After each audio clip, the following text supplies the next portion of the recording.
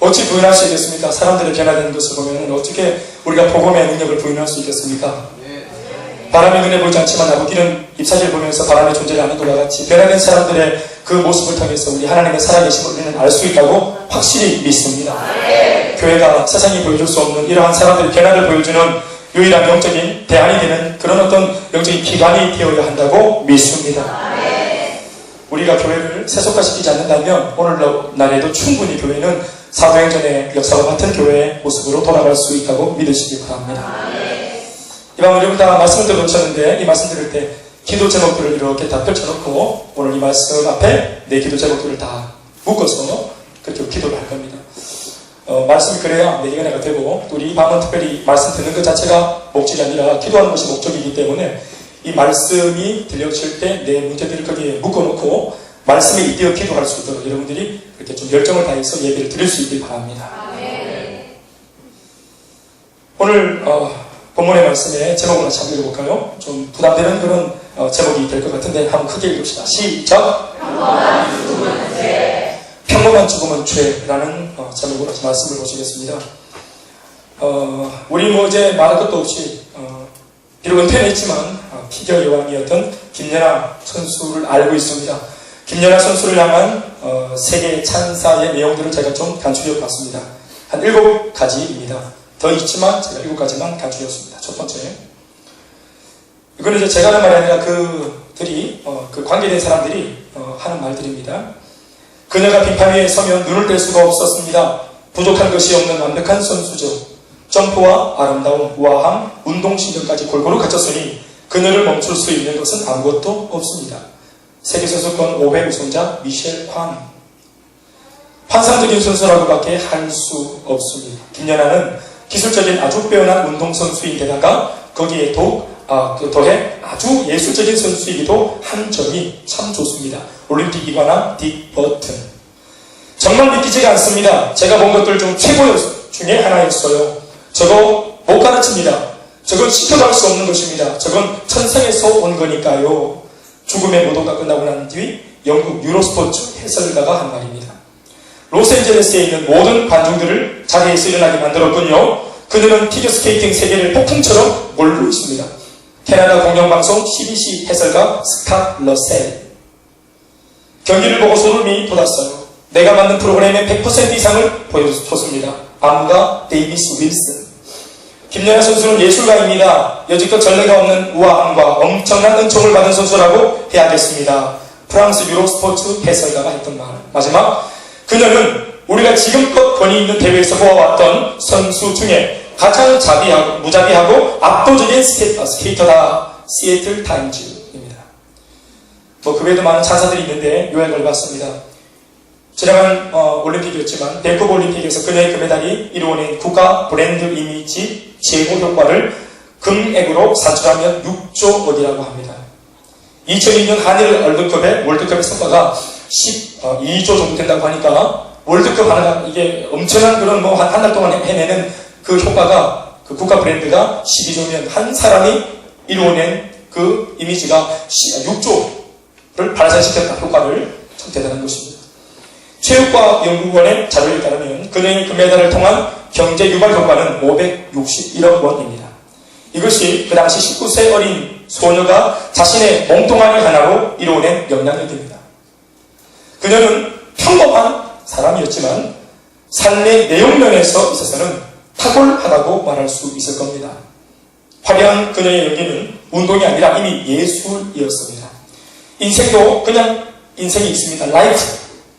인생이 그냥 라이프가 있고 얼마든지 또 이것이 개발되어지면 아트가 될 수도 있는 줄로 믿습니다.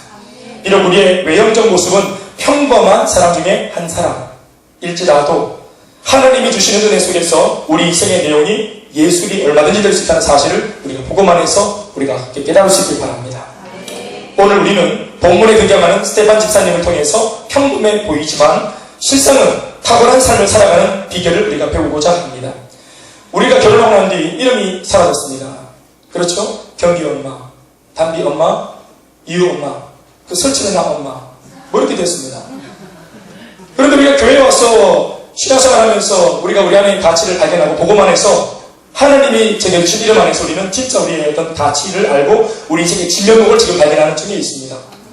물론 사회적으로도 우리가 생활을 하다 보면 그런 직급이나 타이틀을 얻게 되겠지만 그 무엇보다 어떤 영적인 가치 면에서 우리를 창조하신 창조주가 불러주시는 이름이 저는 가치가 있다고 생각하는 것입니다. 그러니 우리가 이 신앙생활 안에서 하나님이 우리에게 불러주시는 그 이름이 바로 우리 이름의 진짜 내용인 줄로 믿으시기 바랍니다. 우리는 원래 평범하지만 오늘 주님이 불러주신 이름을 우리가 오늘 얻어야 할 줄 믿습니다.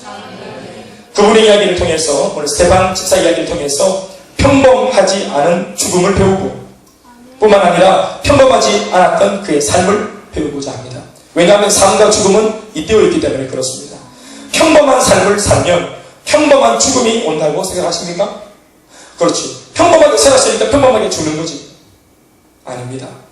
평범하게 살다가 죽으면 그 죽음은 비참해집니다. 그러나 평범하지 않은 삶을 살면 그제서야 평범하지 않은 죽음을 우리는 맞이할 수 있게 됩니다. 말장난 같지만 그것은 사실입니다. 세상은 우리들에게 평범하게 살라고 합니다. 별나게 나대지 마라.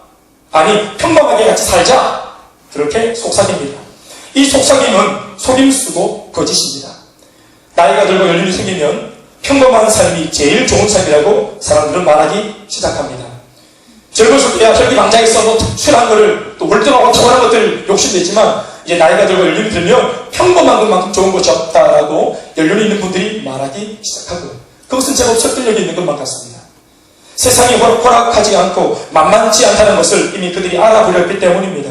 그러나 그 삶은 하나님께서 결코 기뻐하시는 삶이 아니라는 점을 우리가 분명히 해야 됩니다. 여러분 우리가 군대 가면은 나대면 당한다는 말 아시죠? 저도 훈련소 갔는데 글자 잘 쓰는 사람 손들을 해서 딱 손들었다가 잡혀가서 똑같이 훈련받고 다 잘 때 저는 글자를 썼습니다. 동료들의 그 이력서 다시 정리하고 혜택이 줄 알았습니다. 애들이 훈련받을 때 막 노가다 하고 막 어디 기올라갈 때 나는 사무실에서 나는 이거 글자 쓰는 줄 알았습니다. 훈련 똑같이 하고 안경 똑같이 타고 땀 똑같이 흘리고 후들후들 흘리고 다리를 안고 다른 사람 다 잘 때 나는 다시 사무실 들어가서 글자 쓰는 겁니다. 새벽 2시, 3시까지 똑같이 일어나고 이 말은 정말 진리 갖고 말이라는 것을 그래 저는 실감했습니다. 나대만 데리고 이 세상이 말해주는 것입니다. 세상이 말하는 평범한 삶은 사실상 건강하지 못한 삶입니다. 이미 세상이 말하고 있는 평범하게 살라 할 때의 그 평범이라고 하는 것은 이미 그 기준 자체가 문제가 있습니다. 하나님께서 보실 때 이 세상은 이미 죄로 오염되었고 또 죄로 오염되고 파괴된 세상에서의 평범이라고 하는 것은 상식적으로 생각해도 건강하지 못하다는 것을 우리가 알 수 있어야 합니다. 사람들이 지옥에 가는 이유가 뭘까요? 가만히 있으면 지옥 갑니다. 평범하게 살기 때문에 몸부림치지 않고 재앙을 하지 않기 때문에 주어진 운명에 순응하고 살기 때문에 평범하게 살기 때문에 그들은 그냥 물흐르듯이 살다가 지옥 가는 것입니다. 여러분 평범하게 세상이 말하는 기준 속에서 자연스럽게 살면 자연스럽게 지옥 가는 것입니다. 마가복음 5장 7절에 그라사 광인을 만나서 예수님이 복음을 이제 전하러 갔다가 예수님이 귀신 들린 청년에게 말씀을 전하기 전에 이미 예수님이 어떤 분인지 알아보고 있던 귀신들이 예수님에게 했던 말이 있습니다. 같이 읽어볼까요? 5장 7절 시작. 큰 소리로 부르짖어 이르되 지극히 높으신 하나님의 아들 예수여 나와 당신이 무슨 상관이 있나이까 원하건대 하나님 앞에 맹세하고 뭐하지 말라? 나를 괴롭히지 말라. 우리가 주목하는 것은 두 가지인데 귀신이 하는 말이죠. 첫 번째는 나와 당신이 무슨 상관이 있나이까? 두 번째는 나를 괴롭히지 마세요. 이렇게 말하는 것입니다.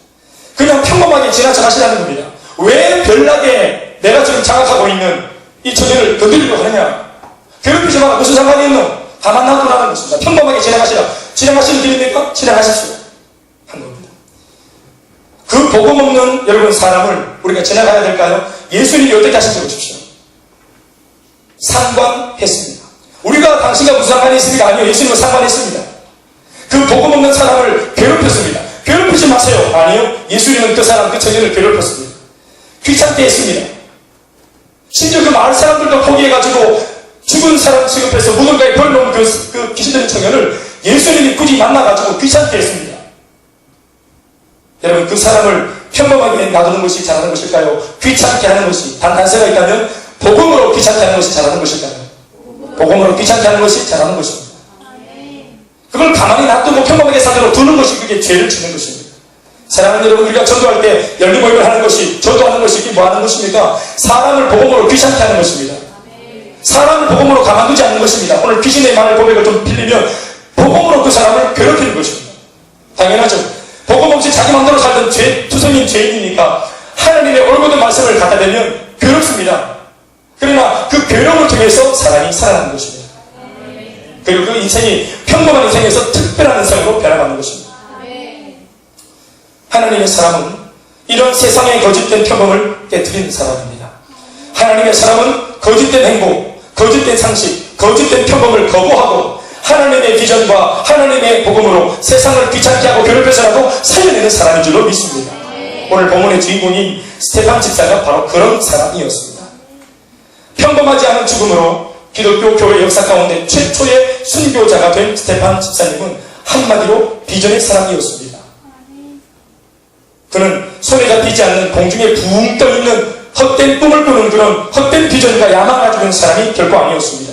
오늘 본문 7장은 스테판 집사님의 설교라는 별명이 붙어있는 본문입니다.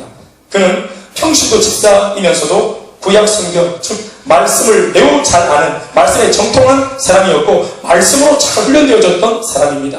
그리고 이 말씀을 가지고 있던 찰나에 바로 흩어졌던 유대인들, 그 디아스포라 군중도 속에 있다가 아마 베드로가 성령의 충만함을 받고 복음을 전할 당시 아마 그 오순절 그 규례를 지키기 위해서 고향으로 왔다가 뜻밖의 인물, 성령 받은 베드로를 만나 베드로의 설교를 듣다가 은혜를 받고 충격을 받아서 변화받은 사람 중에 한 사람이라고 보는 견해를 가지는 것입니다. 왜냐하면 스테판이라는 이름 자체가 이게 헬라 문화에 있는 이름입니다. 그렇게 이 사람이 먹고 살기 위해서 부모가 먼저 먼 나라로 떠났든지, 그래서 거기에 태어났든지, 아니면 고향에서 태어났으나 먹고 살기 위해 타향으로 떠났든지, 그는 디아스포라 유대인이었습니다. 그런데 자기 마음대로 그러니까 구약 성경을 알고 있었다는 것은 뭐예요? 형식적인 종교인이었다는 거예요. 형식적인 종교인이었어요. 썬데이 크리스찬 같은 사람이었어요. 그래서 자기 일 하다가 1년에 한 몇 차 교례를 지키기 위해서 고향으로 왔던 겁니다. 그런데 여기서 이 사람이 그냥 관념적이고 지식적인 복음이 아니라 오늘 살아계신 예수님의 말씀, 그것을 경험한 베드로가 힘차게 전하는 살아있는 복음을 듣자 속에 장작처럼 내재되어 있던 말씀이 전부 다 살아서 움직이기 시작했습니다. 그리고 구약에서 그토록 선지자가 외치던 예수가 어떤 존재인지를 깨달아 알면서 내가 그 예수를 죽이는데 암묵적으로 동의한 사람이라는 사실을 기억하면서 자신이 죄인이라는 것을 인정하고 그 복음 앞에 무릎을 꿇었던 사람입니다. 그리고 은혜를 받고 사도들의 가르침을 지속적으로 받으면서 예수를 믿는 성도가 어떻게 사는 것이 참 도리이며 예수 믿는 사람이 어떻게 행하는 것이 주님이 기뻐하시는 삶인지 배웠겠죠. 그리고 2장, 3장, 4장, 5장, 6장에 가서 사도행전 6장에 있는 그 부분에 가서 이제 사도들이 성도가 많아지니까 기도와 전도에 전무하려고 하다가 할 때 불러놓은 기라성 같았던 평시도 집사 7인방 중에 그 사람이 한 사람이었던 것입니다. 그리고 이렇게 종교 생활을 하던 평범한 한 사람을 사도들이 복음으로 가르치고 도리를 가르치고 양육하고 훈련해놨더니 네가 생명과 비전이 뭔지를 손에 복음을 쥐어줬더니 오늘 보십시오. 수많은 복용들 앞에서, 수많은 유대주의자들 앞에서 내가 믿는 복음과 내가 믿는 예수님에 대해서 생명을 내놓고 과감하게 말씀을 전하지 않습니까? 그는 사도가 아닙니다, 여러분. 그런 얘기가 잘 필요 없는 사람입니다. 왜냐하면 아직까지 사도들도 순교한 적이 없기 때문에 그렇습니다. 그런데 사도들 중에서 야고보라고 하는 사도가 사도행전 12장 가서 순교하거든요. 최초의 순교자입니다. 그런데 사도행전 12장에 헤롯 아그리빠에 의해서 목이 달아났던 야고보보다 더 빨리 이 사도행전 7장에서 이미 그가 순교를 하는 최초의 순교자가 된 것입니다. 그러니까 스테반 집사의 어떤 그런 초대 교회 역사에 볼 때 이 참 존재적인 어떤 의의가 남다른 것입니다. 평신도가 이렇게 위대한 사람일 수 있습니다. 사도보다 더 탁월한 사람이 될 수 있습니다. 아멘입니까? 아멘. 가르쳐 놓으니까 보십시오. 분명히 썬데이 크리스찬인데 가르쳐 놓으니까 아멘, 아멘. 그러니까 몰라서 못했던 겁니다. 몰라서 못했던 겁니다. 우리 중에서도 몰라서 못하던 분들, 우리가 조금만 더 우리 나사를 좀 쪼아주고 길을 딱 제시하니까 얼마나 불꽃같이 하려는 사람이 있나. 아멘, 아멘. 그 열정 어디 가는 거 아닙니다. 여러분 세상 사람들 가지고 있는 열정 아시죠? 술을 더 마시고 1차로, 2차로, 3차로 돌고 막 이래고 밤새도록 술 마시고 그걸 또 하루에 일주일에 막 5번씩 돌리고 막 한 달에 2번 안식하고 28년 부위를 그냥 돌리고 얼마나 먹을 거 많고 마시고 또 여러분 그건 열정입니다. 열정입니다. 술 먹는 건 열정입니다. 몸을 혹사시키고 아침 벌떡 일어나서 바로 출근합니다. 열정입니다. 그런데 그 열정이 사람의 도리가 뭔지 하나님의 사람으로서 그 열정을 어디에 쓰는 것인지를 알려놨더니 그 열정 그대로 주님 나라 위에 쓰는 것입니다. 돈을 버는 사람, 세상 사람 보세요. 돈 벌기 위해서 눈에 불을 켜도 잠도 안 자고 몸도 안 사리고 돈 벌잖아요. 돈이 없으면 몸을 치고 던져버리잖아요. 열정입니다. 그런데 그 진정과 열정을 어디에 써야 할지를 알려주니까 그렇게 하는 것입니다. 우리도 마찬가지입니다. 가르쳐주면 배우면 우리가 할 수 있다는 것입니다.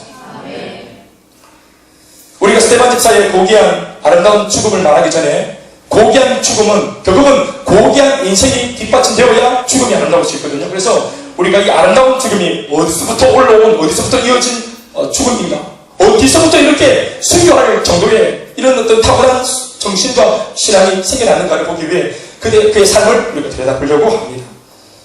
말 그대로 평범하지 않았던 죽음을 그가 맞이했던 것으로 보아 그의 삶도 평범하지 않았을 것이 분명합니다. 그의 평범하지 않은 삶 중에 몇 가지를 살펴보면 첫 번째, 그의 삶은 말씀으로 훈련된 삶을 살았던 사람입니다. 따라합시다. 말씀으로 훈련된 사람이었습니다. 사도행전 6장에 스테반 집사에 대한 몇 가지 정보가 나옵니다. 5절을 보시면 이렇게 적고 있죠. 시작. 온 무리가 이 말을 기뻐하여 믿음과 성령이 충만한 사람 스테반과 또 빌립과 브루고로와 니가노르와 디몬과 가메나와 유대교에 있던 안디옥 사람 디굴라를 택하여. 그리고 8절과 10절에다 보시겠습니까? 스테반이 시작.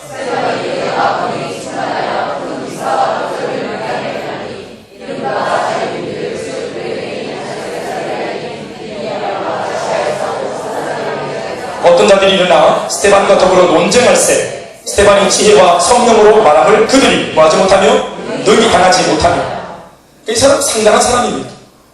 그러니까 이전에 알고 있었던 지식적으로 관념적으로 이거 어디 쓰는 물건인지도 모르고 그냥 덮어놓고 읽어놓았던 그 성경적인 지식이 죽어있었던 아주 그냥 말씀들이었는데 복음을 깨닫고 또 회심하고 예수를 믿으면서 성령을 받아놓으니까 성령의 불이 인격적으로 그 말씀의 장작 위에 다 떨어지니까 이 모든 말씀들이 장작처럼 다 불타오르는 것입니다.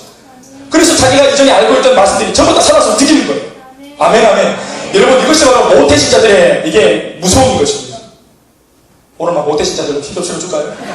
이게 모태신앙의 무서움. 우리는 당대 믿음은 쫓아가지 못하는 겁니다. 이게 어디 쓰는 물건인지 몰랐던 겁니다. 어릴 때부터 주일학교 때부터 계속 이렇게 했던 것이 습관적으로. 우리는 이제 보면은 당대 믿음을 가져가지고 예수를 각종에 막 끊어져 가지고 막 거품 물고 믿은 사람을 부러워하는데 성경은 베드로와 악수에 있다 이런 말 하는 거 부러워하는데 모태신자의 중요한 것은 뭐냐면 이 장작을 무시 못하는 겁니다. 장작 하나는 끝내준다. 장작 하나는 여기 불이 떨어지면 이 사람은 다 오는 것입니다. 아멘, 아멘. 이게 무서운 거죠. 그러니까 하나님께서 모태신자도 또 당대 믿음도 하나님께서 다 손에 잡고 쓰시는 겁니다. 각중에 믿었던 바울이나 오랫동안 믿어왔던 베드로나 이를 보십시오. 얼마나 걸출하게 쓰임받습니까? 아시대를. 아멘입니까? 그렇습니다. 오늘 스테반 보십시오. 말씀의 사람들이요 지혜와 성령으로 말함을 아무도 당하지 못하는 것입니다. 대단한 사람인 것입니다. 여러분 스테반을 수식하는 몇 가지 표현들을 보십시오. 믿음과 성령이 충만했다. 은혜와 권능이 충만했다. 지혜와 성령으로 말했다. 믿음, 성령, 은혜, 권능, 또 지혜, 성령 이 모든 것이 충만한 사람이었습니다. 아멘, 아멘. 여러분 평신도가 얼마나 하나님께 은혜를 많이 받았으면 이런 수식이 이렇게 반복적으로 계속 따라붙을까요? 그는 진짜로 말씀에 정통했던 사람이었고 아니 말씀으로 훈련받았던 사람이었고 그 훈련된 장작 위에 성령의 불이 붙어있었던 사람이었습니다.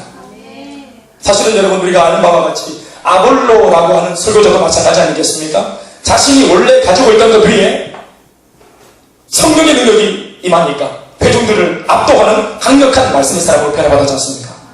똑같은 것입니다. 오늘 저 스테반의 삶을 보십시오. 성령이 충만하고 이것이 평소에 그의 삶이었던 것입니다. 늘 우리가 상상할 수 있겠죠. 성령 충만이 그냥 옵니까? 아니에요. 기도를 열정적으로 하는 사람이었을 겁니다.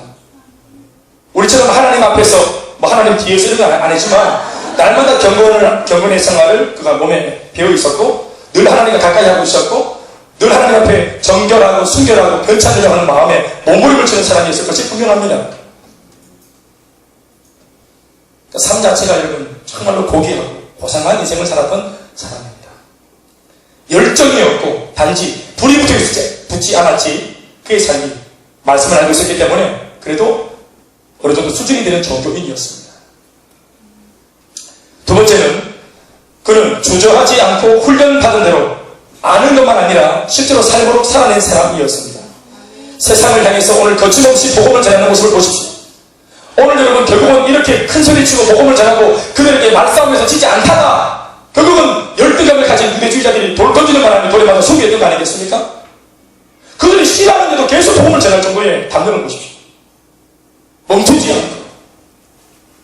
오늘 아까 나가복음의 그 귀신의 고백대로라면 복음으로 끝까지 예수를 부인하는 사람들에게 복음으로 그들을 괴롭히고 복음으로 그들을 상관했던 사람입니다. 사도행전 오늘 본문 51절에서 53절의 말씀을 우리 다 같이 한번 볼까요? 목이 곧고 시작. 51절에서 53절 시작. 51절입니다. 제가 읽어드릴게요. 목이 곧고 마음과 귀의 할례를 받지 못한 사람들아 너희도 너희 조상과 같이 성령을 거스르는구나. 보시면 거침없이 말하죠. 거침없이 말하는 것입니다. 이 목이 곧은 자들 누가 복음을 전하면서 불신자한테 이 목이 곧은 자들 한단 말입니까? 목이 곧으신 분들 이렇게 하겠죠. 너희 조상까지 들고 있는 보십시오. 너희 조상들이 선지자들 중에 누구를 박해하지 아니했느냐? 너희 조상들 보면은 모든 선지자를 박해 안 했나? 너희들 속에도 그 박해자의 피가 흐른다. 이거 완전히 그냥 조상과 가문을 맺고 있는 것이죠. 의인이 오시리라 예고한 자들을 너희 조상들이 죽였고 이제 그들의 후손인 너희마저도 그 의인을 잡아주고 살인한 자가 되었다. 그리고 54절 3절에 너희는 천사가 전한 율법을 받고도 지키지 아니하였도다. 이 껍데기 율법주의자다. 거짓 종교자다. 내 귀에 들린 말씀대로 산다는 것은 여러분 세상적 시각에서는 어쩌면 무모한 짓이고 미친 짓으로 보일 것이 자명합니다. 그러나 스테반은 소망 없는 그 세상을 향하여 하나님의 복음을 원리를 따라 할 말을 그대로 했습니다. 담대하게 했다, 힘있게 했다 이런 표현을 쓰지 않아도 그냥 원리대로 내가 해야 될 말을 한 것입니다. 예전에 오카노 목사님의 광인론 강의를 제가 들었던 기억이 납니다. 목사님이 하셨던 그 제자 훈련에 일주일 받는 훈련 속에 첫날 첫 번째 시간에 받는 강의 제목이 광인론입니다. 어떻게 하면 미칠 수 있는가? 그러니까 제자 훈련은 한 사람을 제자로 삼겠다는 이 하나님의 그 비전과 사명에 미친 목회자만 할 수 있다. 아무나 못한다. 왜냐하면 세상에 미쳐버린 사람들, 세상에 광인이 되어 있는 사람들을 돌이키기 위해서는 복음의 광인이 된 사람만 감당할 수 있다고 그분은 보셨던 것입니다. 광인이 광인을 다루는 것입니다. 그 내용 중에 한 가지가 이런 것이 있었어요. 하나님 나라에는 여러 달란트 가진 수많은 사람들의 열정이 필요하다는 것입니다. 때로는 뛰어난 프로그램도 필요하기도 하지만 그러나 그럼에도 불구하고 이 세대를 향한 보다 더 강력한 요청은 미친 사람입니다. 아무도 아멘 하지 않는다. 제정신이 있으니까 우리가 제정신이 들어있으니까 자꾸 세상이 자빠지는 거예요. 복음의 절대 능력으로 완전히 붙들린 사람. 그 미쳤다는 표현이 좀 거칠지만 그 내막을 들여다보면 복음의 절대 능력에 완전히 사로잡힌 사람. 아멘이죠? 지금 고상하게 말합니다. 그 복음에 대한 신뢰와 믿음으로 승부하고 많은 확신의 사람이 절대로 필요합니다. 세상에. 응급 환자를 사망과 죽음에게 빼앗기지 않기 위해서는 의사가 그 누구의 동의를 구하지 않고 전기 충격을 심장에 정통으로 가합니다. 비시오. 멀쩡한 사람에겐 오히려 위험하고 무모한 짓이겠지만 죽어가는 환자한테는 이것은 꼭 필요한 것입니다. 죄악으로 혼탁한 세상에 충격을 줄 사람이 오늘 요구되고 있는 것입니다. 오늘 우리가 살고 있는 시대는 복음의 절대 능력을 확신하는 참 믿음의 사람을 필요로 세상이 그런 사람을 사실은 필요로 하고 있습니다. 우리와 무슨 상관이 있습니까? 우리를 괴롭히지 마세요라고 세상이 말하는 것처럼 보이지만 아니요. 세상은 진짜 복음의 사람을 기다리고 있습니다. 왜 세상이 교회를 싫어할까요? 어설프게 믿으니까 싫어하는 겁니다. 세상 사람들이 교회를 우습게 볼까요? 여러분, 교회가 어설프기 때문에 세상에 짓밟히는 것입니다. 세상과 정면으로 충돌해야 합니다. 복음 안에서 기존의 사람은 미친 광인이어야 합니다. 또 그런 그 사람은 세상의 유일한 대안이기도 합니다. 어떤 이들은 세상의 순리대로 물 흐르는 듯 살라 합니다. 이런들 어떠하리 저런들 어떠하리 했던 그 오래전 하여가 대목처럼 말입니다. 순리대로 사는 것은 죄가 아니지만 이미 진리와 생명을 잃은 타락한 세상이 말하는 순리는 어쩌면 거절해야 하는 또 다른 이름의 유혹이나 타협일 수 있습니다. 그럴 때 우리는 세상이 말하는 평범하고 잠잠한 삶의 유혹에 대하여 오히려 대항하고 극복해야 합니다. 너무나 많은 타수가 그렇게 살기 때문에 우리가 살려고 하는 이 올곧은 복음 안에서의 삶이 이상하게 보이는 것이 당연합니다만은 그렇지 않습니다. 그래서 유일하게 그것이 오히려 더 정당하고 올곧은 삶이라는 말을 들을 수 있는 것이 교회라는 것입니다.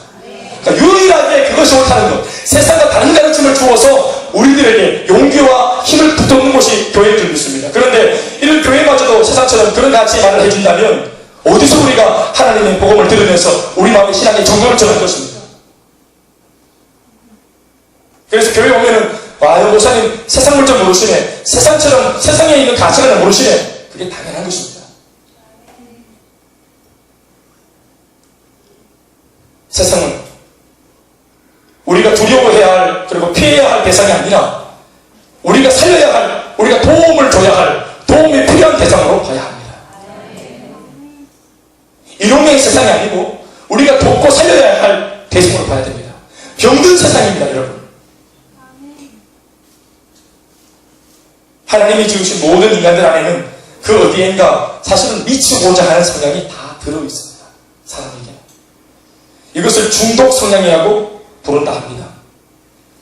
부정적인 표현으로는 중독이지만 긍정적인 시각에서는 마니아 성향, 그리고 신앙적인 표현으로는 종교성 혹은 신심이라고 표현할 수 있습니다. 아무튼 어디엔가 의존하고 빠져들고 자신을 몰입시키고 싶어하는 이런 인간 내면의 이런 어떤 성향은 사실 하나님이 주신 것입니다. 실은 인간이 그 채워지지 않는 목마름과 불안정함을 채워넣기 위해서 거슬러 하나님 앞에 이르라고 주님이 주신 마음입니다. 하나님은 우리가 하나님에게 중독되기를 바라십니다. 그 중독 성향이 예수를 만나면 꽃을 피우는 것입니다. 스테판이 그것을 몰랐기 때문에 다른 사람의 꽃을 피워드렸습니다. 그런데 알게 되니까 예수 믿는 복음에 꽃을 피우죠. 중독되죠. 생명을 내놓고 예수를 그가 변호하지 않습니까? 사울이었을 당시에 예수를 믿는 사람들을 족치는 일에 열정을 불태웠던 사울이 복음을 알고 예수를 아니까 그 삶에 이전의 에너지를 그대로 다 쏟아붓는 것입니다. 중독성이야.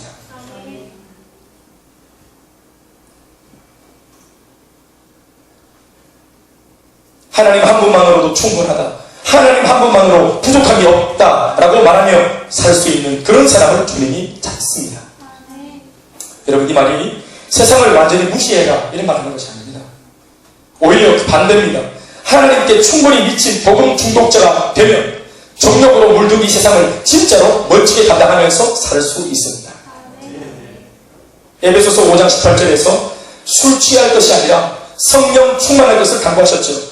술 취하지 말라 이런 방탕한 것이 오직 성령으로 충만함을 받으라 했습니다. 그러니까 이 충만으로 취해서 복음에 미친 모습이 오늘 우리들에게 필요한 것입니다.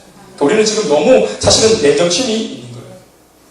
예수를 믿으면서 예수에 심취되지 않기 때문에, 맨정신으로 예수를 믿기 때문에 우리가 세상에 늘 두려운 것입니다. 우리가 막 기도하는 것이 뭡니까? 오늘 왜 기도합니까? 우리 밤에? 오늘 금요일 밤에 여기 왜 우리는 여기서 오늘 불금을 하고 왔습니까? 예? 성령에 붙들리기 위해서, 취하기 위해서 온 겁니다. 왜 그렇게 하기 원하셨습니까? 맨정신으로 예수 믿고 살아볼 때는 이게 안 되겠거든요. 삼삼하고 막 아리까리하고. 근데 예수를 믿고 우리 마음속에 불이 붙고 내 안에 있는 세상을 두려워하는 맨정신이 딱 죽어지면 담대감이 생깁니다. 예. 이게 설명되지 않는 담담이, 그리고 사당할 수 있겠다, 저 품을 수 있겠다, 이게 딱 들어온다. 그래서 술 취하지 마라, 방탕한 것이 반대로 오직 성령으로 충만해라. 이걸 그냥 대구법을 그대로 표현하면 성령에 술에 취하지 말고 성령에 취해라. 정신을 술 때문에 잃지 말고 복음의 능력과 성령에 충만해서 네 정신을 잃어버려라. 이렇게 하는 것입니다. 바울은 사도행전 26장 29절 말씀에서 유명한 말이죠. 당신뿐 아니라 오늘 내 말을 듣는 모든 사람도 다 이렇게 결박된 것 외에는 나와 같이 되기를 하나님께 소원합니다 라고 외쳤습니다. 그가 배에 갇혀가지고 끌려가는 중에 포박되어서 지금 저기 베스터 총독한테 지금 막 신문받으면서 베스터가 야 네가 많은 말로 지금 이 잡힌 이 죄인 주제에 나한테 복음을 전하냐? 네가 나를 가르치냐? 그랬더니 묶여있는 이 결박을 높이 시켜주고는 이 묶인 것 외에 결박된 것 외에는 당신도 내가 말을 많이 하나 저기 하나 나와 똑같이 당신만 아니라 이 자리에 있는 모든 사람들도 나와 같이 되길 바랍니다. 이렇게 말하는 것입니다. 우리 그 말씀 읽어볼까요? 사도행전 26장 29절 말씀 없습니까?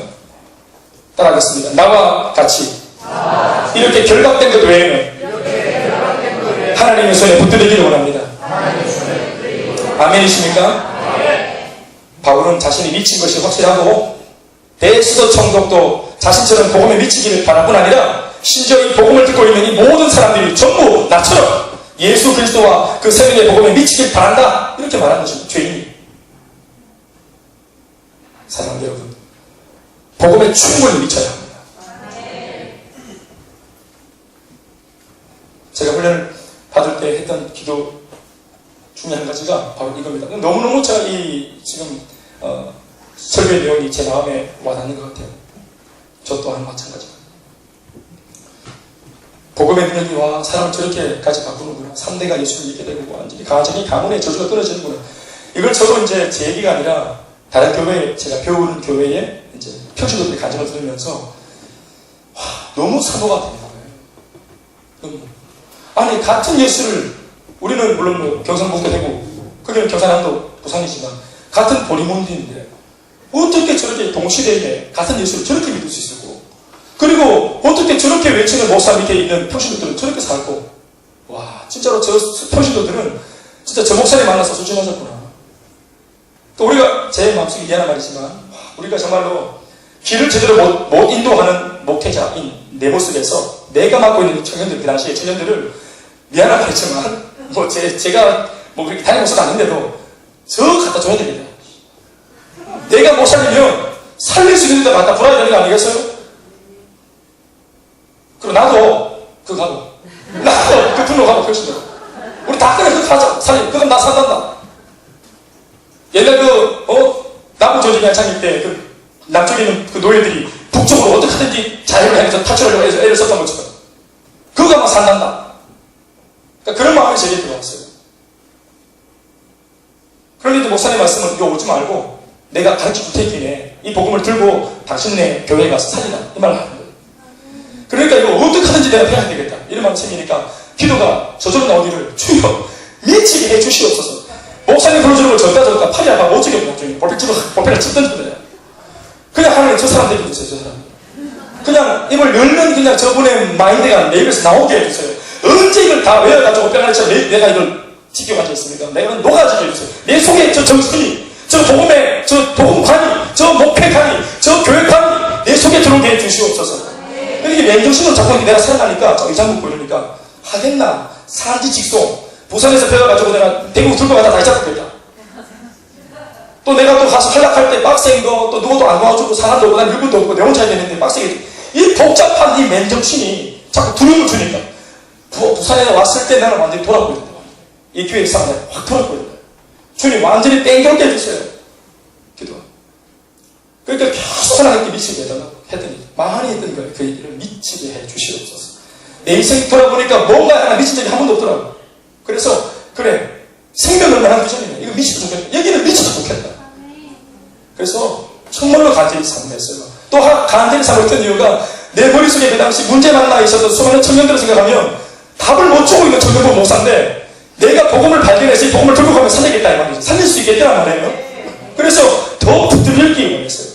한 번 올 때마다 더 많이 물어보기 원했어요. 사실 은혜 받는 걸로 치면 내 한 사람 너만큼 은혜 받았으면 됐는데 어밀세로 왔기 때문에 더 많이 양껏 물어가야 되겠다 하는 마음이 드니까 이게 막 그냥 의욕이 계속 그냥 퍼담는 거예요. 퍼담고 묵상하고 몸부림치고. 어쩌면 여러분 제가 그렇게 했던 1년 때문에 지금 9년째까지 제가 이러고 있는지 모릅니다. 왜냐하면 적어도 제가 9년 동안은 한 번도 한눈을 판 적이 없기 때문에 그렇습니다. 물론 앞으로도 이 한눈을 어디 파는 일이 있지 않기 원하지만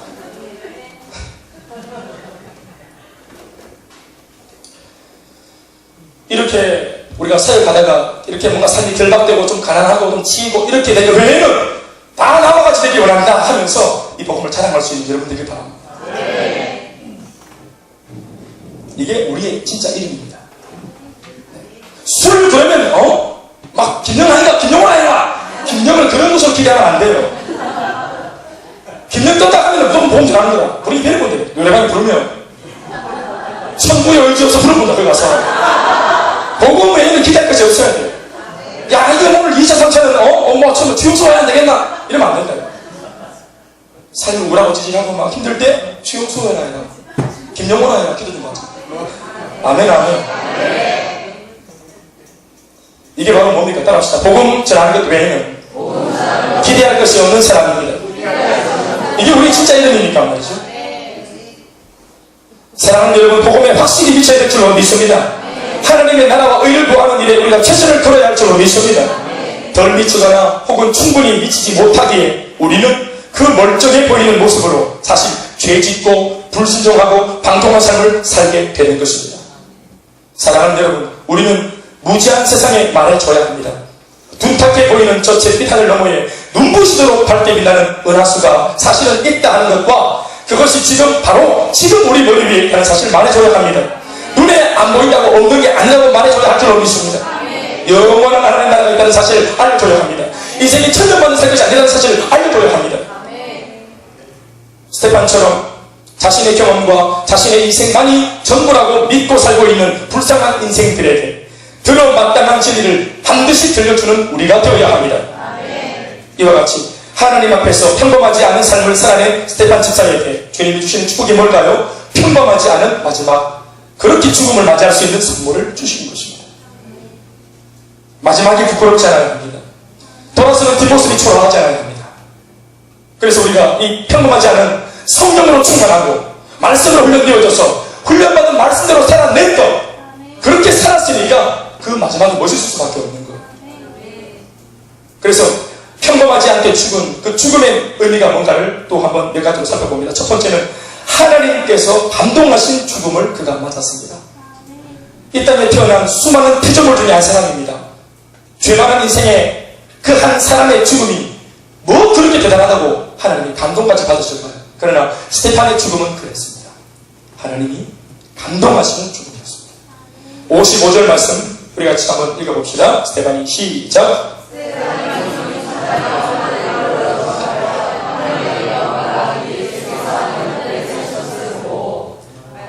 예수께서 하나님 우편에 불떡 서 계셨습니다. 하나님 우편에는 예수님이 불떡 서서 버선발로 이제 곧 숨 떨어지면 달려가서 그 영혼을 맞이하기 위해서 하늘으로 활짝 열어젖히시고 지금 그 죽음을 지금 집중하고 계시는 것입니다. 삼일체 하나님께서 일제히 성령은 지금 돌 맞아서 지금 정신을 잃고 있는, 정신이 아득해지려고 하는 마지막 찰나를 보내고 있는 스테반 집사 심령 속에서 불을 떼고 계셨고, 성령은 예수님은 부활하셔서 그 하늘문 위에 보좌 위에 벌떡 서서 양판을 벌리고 계셨고, 빛 가운데 주 하나님 아버지께서 이 모든 것을 지금 심리하고 계셨습니다.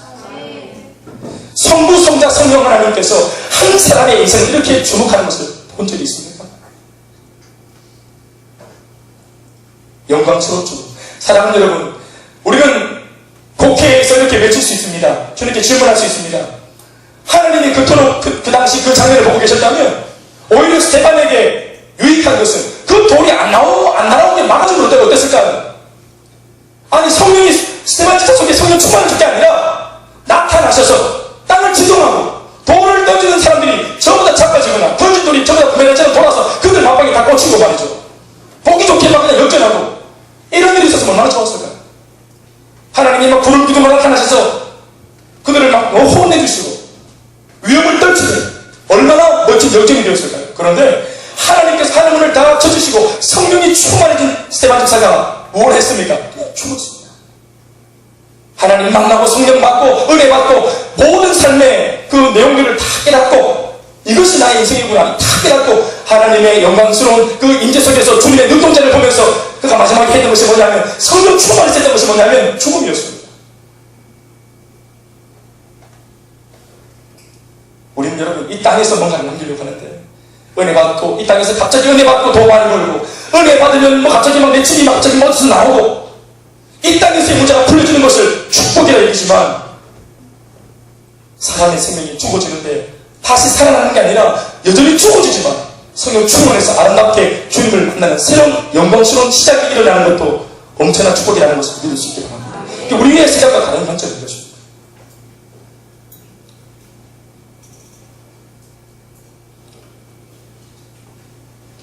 이제 한국교회를 건사하며 영적으로 이끌어내던 지도자들이 많이 돌아가셨습니다.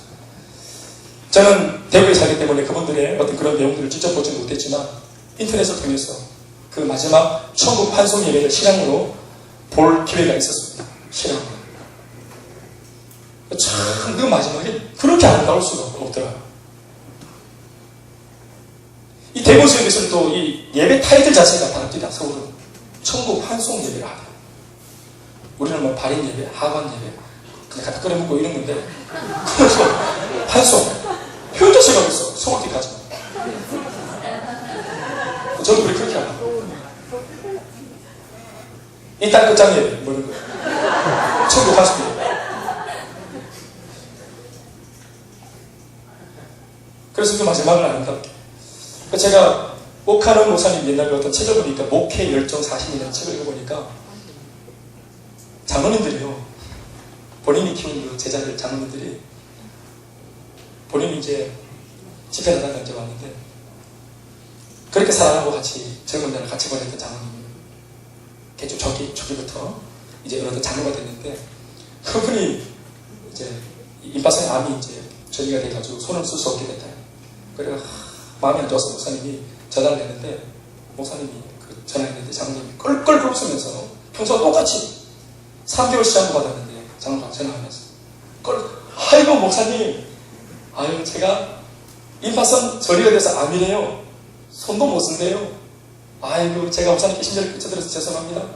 그리고 아이고 오늘 목사님 제가 마지막으로 나가 있어야 되는데 제가 이렇게 참 병원에 들어누워 있습니다. 아유 목사님 죄송합니다. 껄껄껄 웃으죠. 그리고 마지막까지 3개월 그렇게 보내시다가 하나님 미소 지으면서 세상을 떠나는데 그 목사님 그 책에 그렇게 적어놨어요. 두려웠다 순간.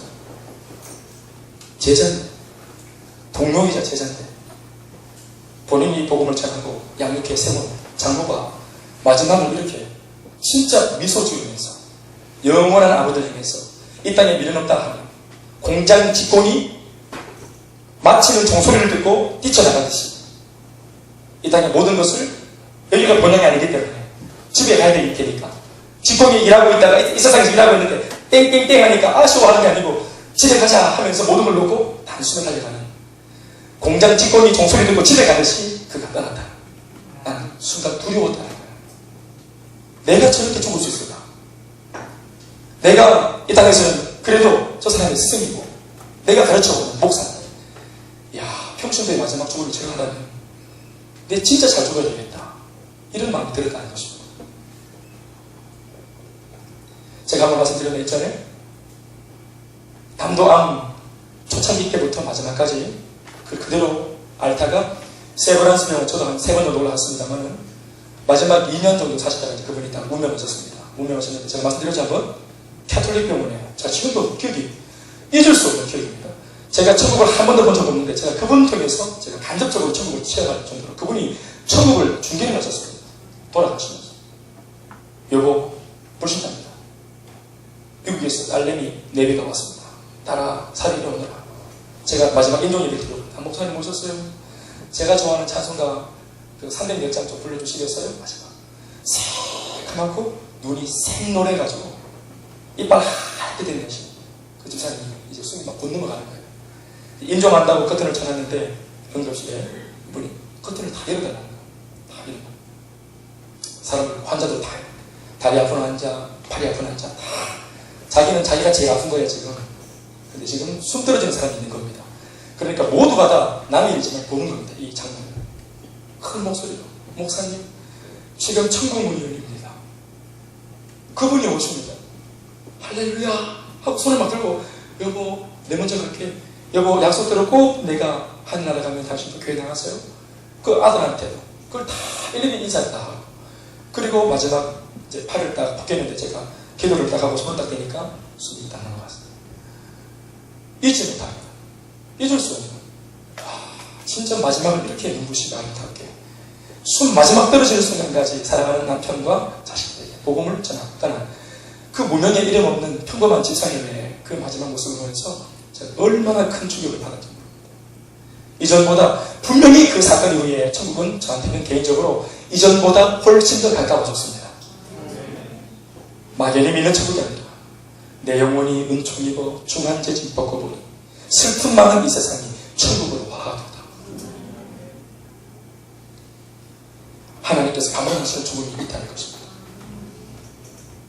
삶이라고 하는 도움닫기를 멋지게 달려온 사람이 마지막 죽음이라고 하는 구름판을 힘차게 밟으면 이전에 경험하지 못한 높은 곳으로 뛰어오르는 것입니다.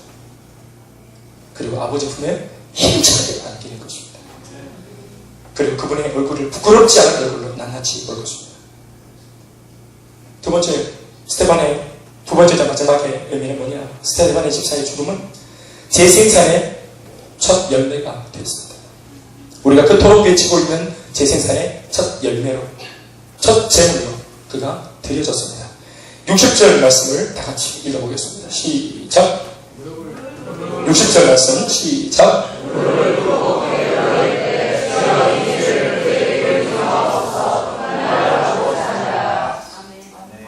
아멘. 그리고 난 뒤에 제가 말씀드리지 않았지만 오늘 이어지는 8장 1절에 있는 말씀 내용을 보면 느껴지고 있습니다. 사울은 그가 죽임 당함을 마땅히 여기더라. 그러면서 스테반의 죽음 바로 이제 연결되어지면서 사울이라고 하는 사람이 처음으로 역사의 무대 위에 이렇게 조명을 받습니다. 스테반 집사의 순교현장에 사울이 함께 있었던 것입니다. 죽어 마땅하다, 죽여 마땅하다 하면서 사형이라고 하는 그 언도를 내리면 그 이제 그 자리에서 자기도 한 표를 거둔 것입니다. 혈기방장한 젊은 사울에게 있어 스테판의 죽음은 개죽음이죠. 이단 종교를 전하다가 죽은 무모하고 낭비의 죽음, 소득이 없는 죽음으로 보였을 것입니다. 그러나 이후 사울이 회심하여 바울이 되었을 때 그는 분명 제일 먼저 순교자 스테판을 떠올렸을 것이라 저는 그렇게 생각을 해봅니다. 다소 무기력해 보였던 그의 죽음이 실상은 어떤 의미의 죽음이었는가 하는 것을 가슴 깊이 생각했을 것입니다. 낭비로 보였던 그 죽음이, 무모해 보였던 그의 죽음이 자기가 이제 예수를 믿고 다시 돌아보면 그의 죽음이 무엇을 말하는 것이었는지, 그 죽음이 얼마나 값진 죽음이었는지, 쉽사리 누구도 잘 감당하지 못할 죽음이었다는 사실을 그가 아마 깨달았을 것입니다. 훈련을 받다 보면 이전에 몰랐던 것들을 뒤늦게 알게 될 때가 있습니다. 제자들 중에 전도사나 목사로 지금 사역하는 친구들이 몇 명 있는데요. 이 친구들이 사역을 들어가면 항상 전화가 와서 웁디다. 목사님, 그 구는 친구들이 속을 많이 썩게 된 친구들. 회원도 있었습니다. 청년도 있었습니다. 사역을 나가서 전도사를 해보니까 그게 아니었구나. 내가 그때 그런 모진말을 하는 것이 아니었구나. 내가 그때 그런 행동을 하는 것이 아니었구나. 목사님이 한 그 행동과 그 말이 부교육자로 할 수 없는 말과 행동이었구나를 그가 알게 되는 것입니다. 제가 제 얘기에 미안하지만 다 울었습니다. 전화로 울고 찾아와서 울고, 어떤 애는 전화로 울고 또 찾아와서 또 울고. 그 미안해서 이제 홍삼이를 들고 왔어 이제. 그러니까 같이 우리 웃으면서 얘기하는 겁니다. 그래, 그렇지. 그래, 니도 만만치 않겠지만 그래 한번 살아봐라. 여러분, 셀리더도 마찬가지 아니겠습니까? 셀리더가 되보면 이전에 회원으로 있었을 때 자신의 했던 말, 자신의 행동이 얼마나 무지한 모습이었는가 하는 것을 후에 알게 됩니다. 그리고는 더 멋진 사역자로 거듭나는 것입니다. 이 모든 것이 묵묵하게 자신의 자리를 지켜왔던 선배가 있었기 때문에 이와 같은 아름다운 재생산이 가능해지는 것입니다. 스테반이 믿음의 선배로 마지막으로 하나님께 장식하니까 몰랐던 사울이 은혜를 받고 난 뒤에 많은 것을 깨닫게 되는 것입니다. 믿습니까? 스테반의 죽음은 또 다른 열매인 바울을 낳았습니다. 빌립보서 1장 20절과 21절 말씀을 통해 바울은 우리에게 이제 그가 이렇게 말합니다. 나도 이렇게 살다가 주님께 가겠다. 그의 인생관입니다. 다 같이 읽어봅시다. 나의 시작. 나의 간절한 기대와 소망을 따라 아무 일이든지 부끄럽지 않고 오직 전과 같이 이제도 온전히 담대하여 살든지 죽든지 내 몸에서 그리스도가 존귀히 되게 하려 하니 이는 내게 사는 것이 그리스도니 죽는 것도 유익합니다. 이것은 사실 나 이렇게 죽을 것이다 라고 하는 그런 바울의 노래와 같습니다. 살아서도 주님의 기쁨으로 살 것입니다. 죽어서도 천국에서 주님의 기쁨만을 위해 살 것이기 때문에 그러므로 사나 죽으나 이러나 저러나 상관이 없다라고 그는 말하는 것입니다. 어쩌면 그렇게 이전에 스테반과 닮았는지 모르겠습니다. 이런 말을 들으면 어떤 사람들은 그런 삶과 그런 죽음은 스테반 같은 사람 혹은 바울 같은 사람들만의 어떤 특별한 모습이라고 말하면서 특별한 경우로 몰아가며 자기를 합리화할 수도 있을 것입니다. 나는 다르지 않습니까? 목사님? 그건 바울이니까 스테반이니까 했겠죠. 그러나 이 일에 우리 모두를 주님이 부르셨습니다. 말씀드리겠습니다. 오늘 설교를 준비하면서 예전에 읽었던 김원태 목사님의 책 청년이여 두려워하라 평범한 죽음을 이라는 책 제목이 떠올랐습니다. 그 글귀가 오늘 스테반 집사님의 모습과 한 그림을 이루고 있습니다. 평범하지 않은 죽음을 위해서는 평범하지 않은 삶을 먼저 살아야 합니다. 영웅주의적 삶을 살아가는 것이 결코 아닙니다. 그러나 말씀대로 순종하고 살면 그 사람의 삶을 어느 누구도 평범한 삶이라고 말할 수 없게 되는 것입니다. 우리 모두는 몹시도 평범한 인생일지 모르나 우리가 살아내는 인생의 이야기는 탁월했으면 좋겠습니다. 그 사람들이 우리가 했지요. 나는 다르지 않겠습니까? 목사님?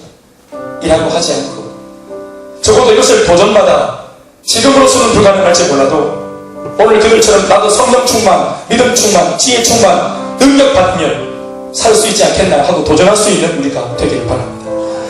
여러분 죽지 않는 것이 아닙니다. 이런 죽을 각오로 예수를 믿고 붙잡고 살면 그 인생은 정말로 멋진 승리의 인생이 될 것이라 믿기 때문에 그렇습니다. 우리는 이미 생명과 비전을 이미 발견했습니다. 복음을 전해 영혼을 구원하고 또 그 삶을 재생산하는 것 말입니다. 만약 예수님의 십자가의 은혜로 새로운 인생을 살아가는 우리가 참 행복을 알지 못하고 있는 이 세상 앞에서 비전과 사명을 외면한 채 평범한 삶을 추구하며 나 혼자 잘 먹고 잘 살겠다고 그렇게 고집을 부린다면 그것은 어쩌면 죄일지 모릅니다. 평범한 삶은 죄입니다. 은혜를 받은 우리가 평범하게 사는 것은 죄요. 십자가의 영광을 경험한 우리가 평범하게 살려고 애쓰는 것은 죄가 되는 것입니다. 비전이 뭔지 사명이 뭔지 우리 예수님의 속내를 다 들여다보고 천기를 누설해 주신 주님의 음성을 다 들은 바 된 우리가 평범하게 살겠다고 고집 부리는 것은 죄가 되는 것입니다.